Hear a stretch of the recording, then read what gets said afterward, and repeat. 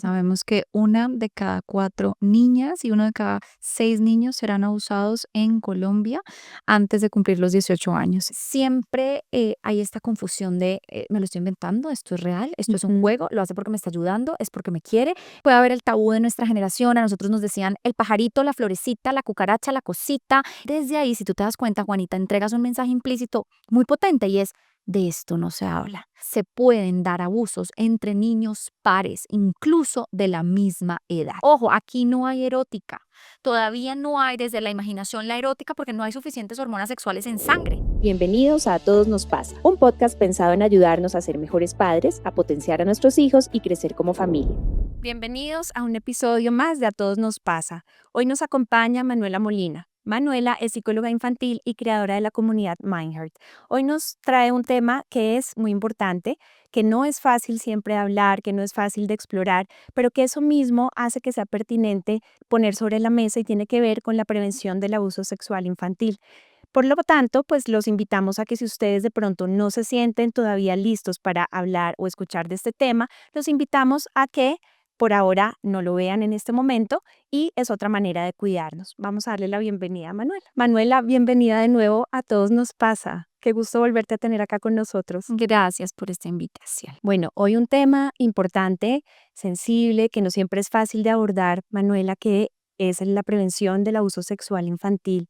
Es un tema difícil, es un tema álgido, sin embargo, por la misma razón, considero que es muy pertinente generar estos espacios porque es importante poner este tema sobre la mesa, ¿verdad? Absolutamente. Sabemos que una de cada 4 niñas y uno de cada 6 niños serán abusados en Colombia antes de cumplir los 18 años. Entonces, según incluso reportes de medicina legal, cada día se reportan en promedio 48 casos de niños y niñas abusados sexualmente en sus propios hogares o en estos lugares donde deberían estar seguros, incluso el jardín infantil, el colegio. Entonces, un tema que puede detonarnos, que puede despertar viejas heridas, y les vamos a invitar a todos nuestros oyentes y a la audiencia que estén muy conectados con su cuerpo, y si en algún momento sienten que este contenido es demasiado, que puedan tomar una pausa, que puedan retomarlo después, que puedan incluso empezar a registrar esas sensaciones somáticas, hacer cruce de línea media, dar de pronto pequeños golpecitos, tapping, Ujú. ¿cierto? Para ir integrando estas sensaciones en el cuerpo, tomar agua, ponerse de pie, respirar profundo, y que este sea un momento para poder realmente llevarnos herramientas concretas de prevención y detección. Claro que sí, importantísimo eso que nos dices porque hay que empezar por cuidarnos a nosotros mismos y esas recomendaciones creo que para nuestra audiencia también son muy importantes al hablar y al exponer este tema tan importante, como decíamos, pero que no siempre es fácil de abordar. Quiero preguntarte, en realidad, ¿qué tanto ocurre esto en nuestro país, de pronto en Latinoamérica? ¿Cómo estamos? Realmente, como te decía, Ujú. pasa mucho más, de una forma más frecuente de lo que llegamos a siquiera imaginar.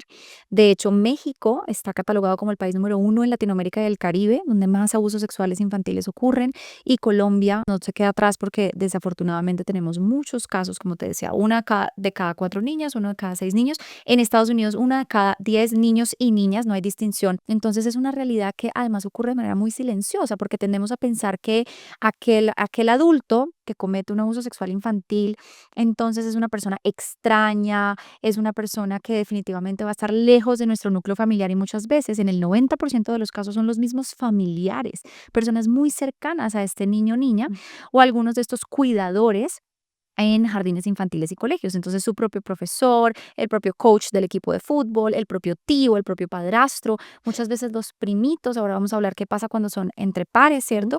Entonces, desafortunadamente, tenemos que seguirnos informando porque esto Claro. ocurre más de lo que imaginamos. Creo que es un momento muy oportuno para que de pronto nos ayudes a entender y a comprender cuándo estamos hablando de abuso sexual, ¿verdad? Sí. En los niños, niñas y adolescentes, y poder de pronto diferenciarlo de algunas otras situaciones que también nos pueden llegar, pero que no necesariamente son un abuso sexual infantil. Tal cual. Entonces, cuando hablamos de un abuso sexual, estamos hablando de cualquier interacción en la que un adulto está utilizando la manipulación, el engaño, el chantaje, incluso muchas veces el juego, este juego enmascarado, para acceder al cuerpo de un niño y cometer cualquier acto sexual con o sin contacto, que es donde se está buscando gratificar sexualmente.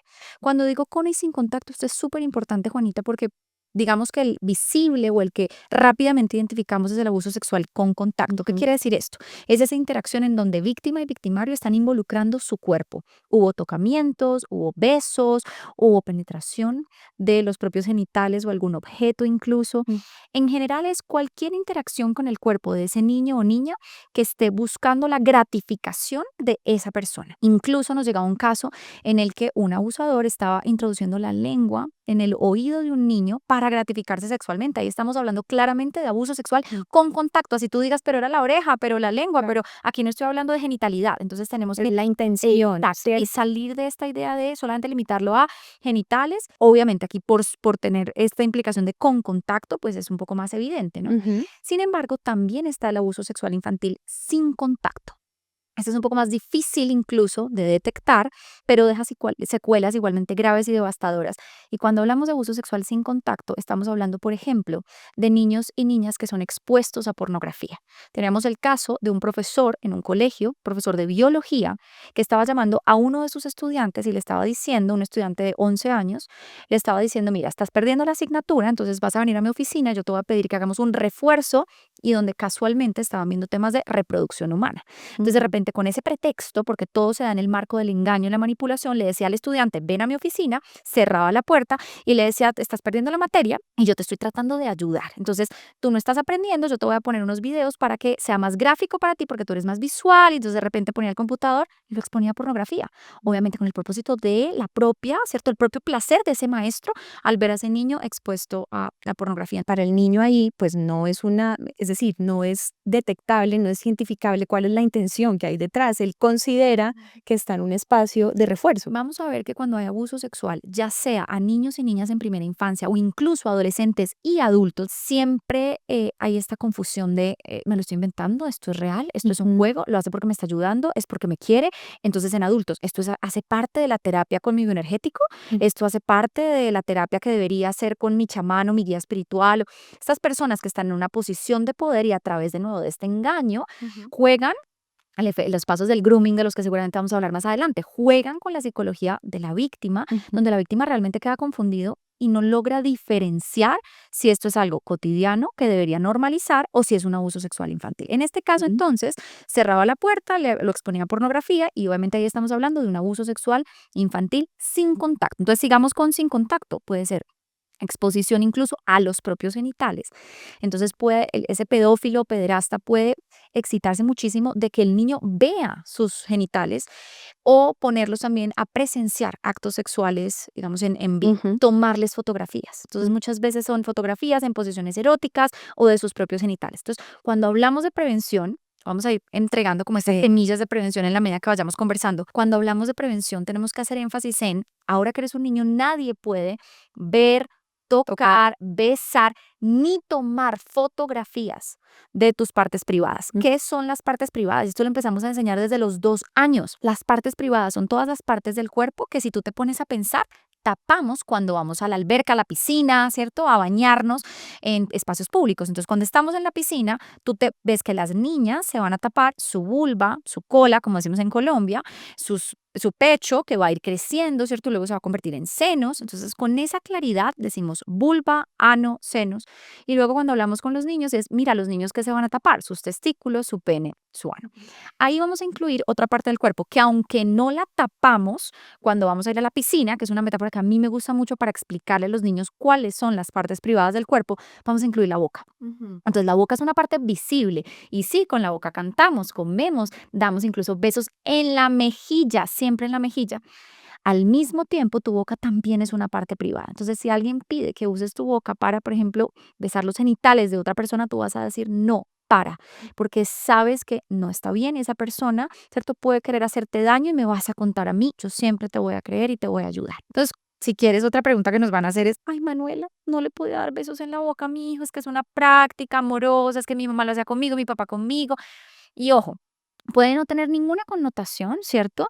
De erotismo y sexualidad. Y entiendo las familias que nos dicen, ay, pero yo le doy piquitos a mi hijo en la boca y lo hago con todo el amor del mundo. Al mismo tiempo, necesitamos poder enseñarle a estos niños desde muy temprano que de nuevo boca es un lugar privado y que si quieren dar besos puede ser en la mejilla, en la frente, en ninguna otra parte. Entonces, además, por un tema de salud, o sea, se le puede transmitir a un niño herpes, caries desde estos besos que no son ni siquiera, cierto, higiénicos y tampoco son favorables porque luego un abusador sexual infantil se puede aprovechar de esta situación. Como está normalizado darle besos a mi mamá en la boca en casa, entonces llega un abusador y me dice, mira, es que así nos mostramos amor y yo no puedo como un niño pequeño diferenciar, es que, a ver, es solo mi mamá, es solo mi papá. No, entonces besos en la boca, otra semilla de prevención, los vamos a erradicar inmediatamente. Y agregaría, o tú me dirás, por ejemplo, has hablado todo el tiempo de las palabras, cómo se llaman las partes privadas, los genitales. Creo que eso es algo que muchas veces pasa, que les ponemos otros nombres, ¿cierto? Y no debería ser, ¿cierto? Una semilla también de prevención es que los niños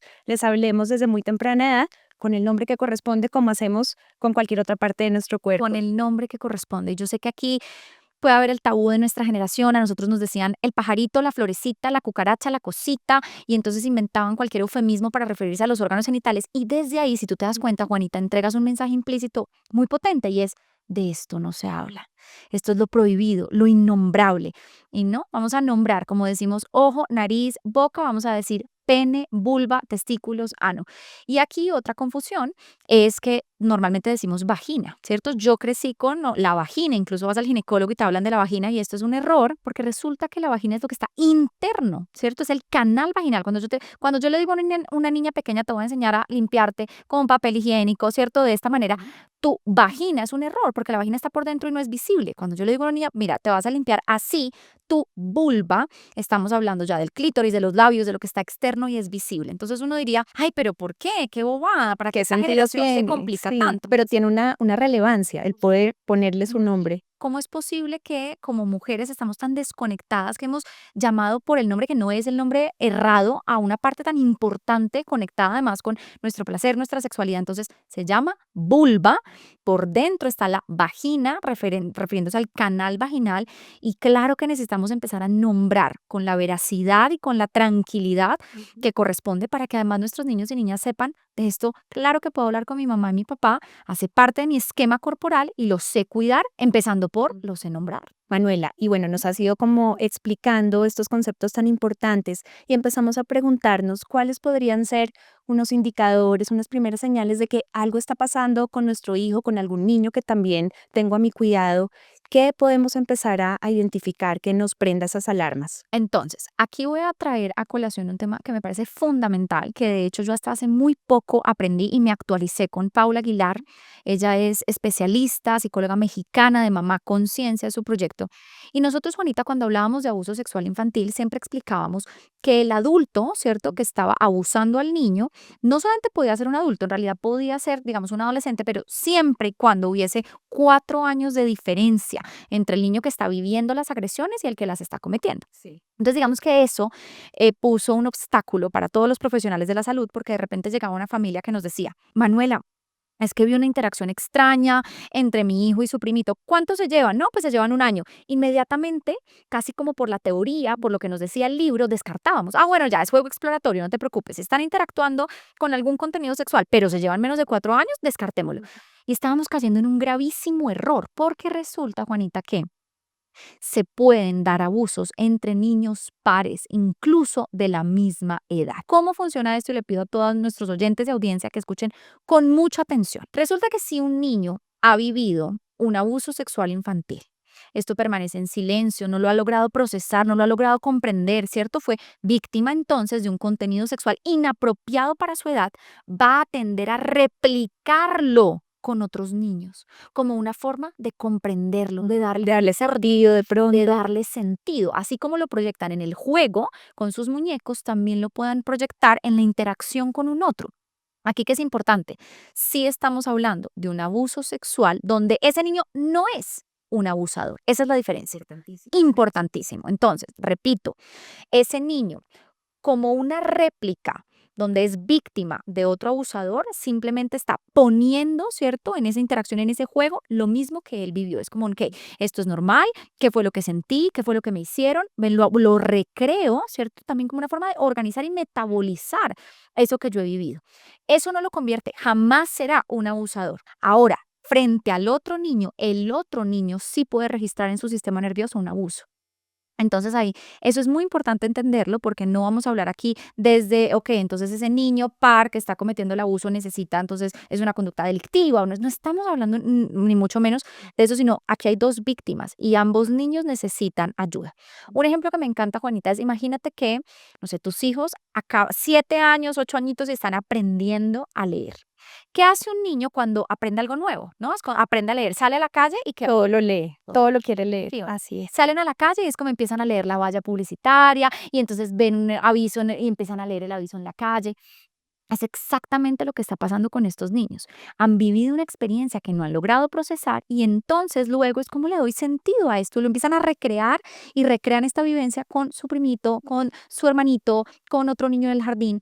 Esto tiene que prender una alarma y nos tiene que poner el foco no en el, ay, cómo regaño al niño que está haciendo estas conductas indebidas o cómo lo expulso del jardín o lo expulso del colegio, ni mucho menos. Tengo es que preguntarme, si lo está haciendo, alguien se lo hizo. Si lo está haciendo, alguien se lo hizo. Si eso no viene por imaginación, no viene porque lo pensó. En absoluto. Entonces, si quieres, ahí podemos distinguir, hacer esta diferenciación importantísima entre el juego exploratorio propio de la edad y del desarrollo infantil versus una conducta hipersexualizada que me está hablando de una réplica de abuso. Claro. ¿Te parece? Importantísimo tener claridad porque pues no necesariamente es, pero sí hay que tener claro qué hace parte de lo esperado para esa etapa, el desarrollo psicosexual, ¿verdad? Y que sí sería un abuso. Y a la larga, los que nos están oyendo se están preguntando, bueno, Manuela, ¿pero de qué estás hablando? A ver, si dos niños se dan un beso en la boca, entonces ya, réplica de abuso. Sí. No. Entonces vamos a ir paso a paso. Resulta, Juanita, que de los 2 a los 6 años, nosotros sabemos como psicólogas que los niños tienen todo este despertar de la curiosidad. De los 2 a los 6 años, en el desarrollo psicosexual de los niños y niñas hay curiosidad. Es Entonces, propio de la edad. es propio de la edad. Entonces, yo de repente empiezo a ver, ok, yo tengo algo que se llama pene. ¿Tú qué tienes? ¿Tú tienes pene? Ah, no. De pronto veo que mi mamá que está en la ducha conmigo, ojalá a los 3 años, otra semillita de prevención, desde los 3 años ojalá podamos darles más independencia y autonomía para que todas las prácticas de autocuidado las hagan por sí mismos. Ningún niño se va a traumatizar después de los 3 años porque mamá, papá se bañen con él o con ella. Lo que sí necesitamos es que poco a poco vayan sintiéndose dueños de su cuerpo y no tiene sentido que yo le diga, nadie puede ver tu cuerpo desnudo y yo todavía me baño con mi hijo de 5 años. ¿Cierto? Entonces, tiene que ver con eso, tiene que ver con cómo te voy enseñando que tu cuerpo es tuyo, que hay algo llamado privacidad, que tu cuerpo desnudo solo lo puedes ver tú mismo, o de pronto el médico, siempre que mamá o papá estén presentes con ese médico. Retomemos. El niño, no sé, digamos que tiene 3 años o es incluso menor, porque empieza desde los 2 años, se está bañando con mamá y de repente mira y le dice, mamá, ¿qué es eso? Mi amor, esa es mi vulva. Mami, ¿y por qué? Y empiezan a preguntar, ¿y por qué la mía es distinta? Entonces, sí hay curiosidad por los genitales, esto es propio del desarrollo. Ahora, también pasa entre niños que en esta misma curiosidad empiezan a preguntarse, a ver, ¿tú tienes pene como yo? ¿Y el tuyo es más largo que el mío? Y entonces, si tú no tienes pene, ¿qué tienes? Esa curiosidad es propia del desarrollo y puede pasar que inicialmente esa curiosidad sea táctil, entonces los niños muchas veces literalmente quieren mirar, pero rápidamente pasa como la curiosidad, no, yo miro, ok, y ya. Y otras veces esa curiosidad pasa de lo táctil, de lo visual, perdón, a lo táctil. Entonces sí puede pasar que es como un, a ver, déjame tocar. Ahora, esto es importantísimo. ¿Cómo están tocando a ese otro niño? Es lo que hace toda la diferencia. Paula Aguilar me encanta el ejemplo que pone y es como si tocaran el timbre de una casa. Entonces de repente yo sí quiero ver tu pene, a ver si se parece al mío, a ver si cuál es más grande, cuál es más largo, cómo se ve el tuyo, estoy descubriendo el mundo. Y de repente cuando voy a tocar, toco como si fuera un timbre. Es algo así como con un dedito toco un timbre y como si tocara y moviera algo nuevo y ya. Y hasta ahí, ¿cierto? De repente, de nuevo, paz de esa curiosidad táctil donde toco como si eso fuera una cosa y un timbre que desconozco, ya, ok, listo. Y rápidamente puedo reorientarme a otras cosas y a, ¿cierto? Otras curiosidades. Los besos en la boca también es normal que en el juego, por este juego simbólico, recreen experiencias cotidianas como vamos a ir al supermercado, pero también en esas experiencias cotidianas vamos a jugar a que nos vamos a casar o porque acabaron de ir a un matrimonio y eran pajecitos. O vamos a jugar al parto porque mi mamá acaba de tener a mi hermanito menor y yo escuché del parto. Entonces sí, tienden a jugar, ¿cierto? Todas estas experiencias cotidianas y puede que hayan visto a sus cuidadores darse besos en la boca, lo cual no tiene nada, ¿cierto? Nada de malo, es una expresión de afecto. Al mismo tiempo puede que se den besos en la boca entre ellos, pero de nuevo, de ahí no pasa. Es como estamos jugando, un beso. Y ahí otra semilla de prevención. Obviamente voy a intervenir y le voy a explicar, amor, ahora que eres un niño, puedes dar besos en la mejilla, en la frente, en ninguna otra parte del cuerpo, ni en tu boca. Tu boca es esta parte privada, no le das besos en la boca a nadie, ni a la persona que más quieres, ni a tu profe que adoras, ni a tu nana que quieres tanto, ni a mamá, ni a papá, ni a ningún otro niño. Ahí vamos a incorporar otro comportamiento propio, que se autoestimulen. Ujú. La autoestimulación genital, que un niño toque tus propios genitales y se quede incluso rozando sus genitales, se quede tocando con su manito. Entonces hay chiquitos que cuando dejan el pañal, normalmente entre los 2 y los 3 años, de repente dejan el pañal y, oh sorpresa, con su mano tocan su pene o su vulva y dicen, wow, esto se siente placentero. Descubren algo nuevo, Una sensación placentera. diferente. Ojo, aquí no hay erótica. Todavía no hay desde la imaginación la erótica porque no hay suficientes hormonas sexuales en sangre. Entonces, lo que vamos a ver aquí es que cuando se rozan, de repente dicen, esto se siente relajante, como si me rascara una oreja y digo, ay, qué rico se siente rascarme la oreja y esto me relaja. Entonces, sí es común, propio del desarrollo, que algunos niños se puedan autoestimular y usualmente lo hacen mientras están viendo televisión, mientras están aburridos o distraídos, o por ejemplo, sí podemos ver también cuando hay índices de ansiedad.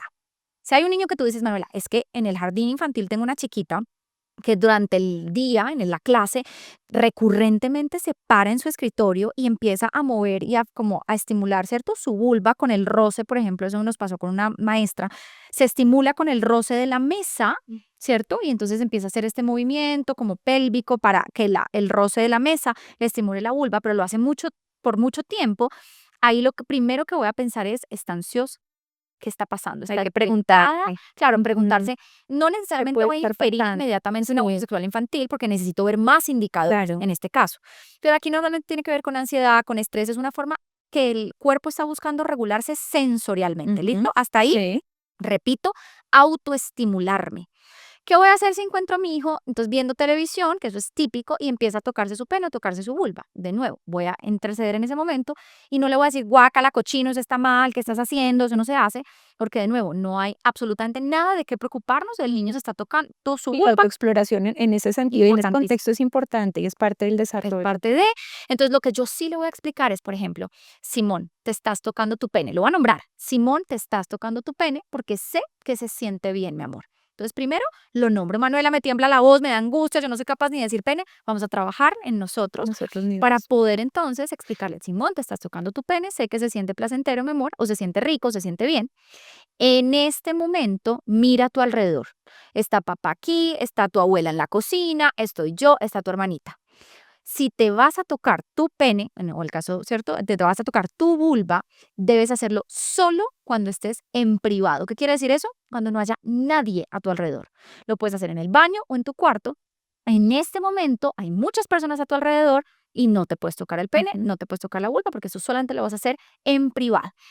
Y entonces ahí puedo darle al niño algún regulador sensorial, una pelotita antiestrés o de repente algún fidget toy, como le Sí. llamamos, ¿cierto? Un juguete sensorial para que el niño mientras vea televisión vaya aplastando Ujú. su pelotita o vaya, ¿cierto? Usando como su slime o lo que sea.